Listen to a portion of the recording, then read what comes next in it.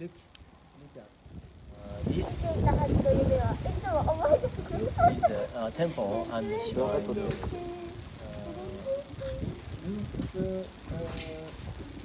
character is the warped like this. But this roof is the opposite type. The roof is round. This type is Kyoto style. This type is Kyoto style.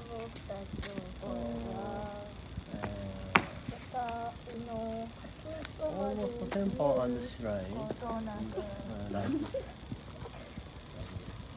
But this Kyoto style, we use for the house roof. I use. Hello, this is Takami of Suikosha. I am a Japanese carpenter. I have a Japanese woodworking school where you can learn in English.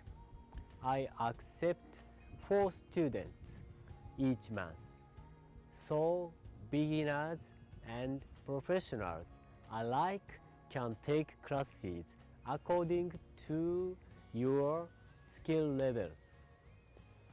Don't worry. Check the overview for more information, and please subscribe to the channel.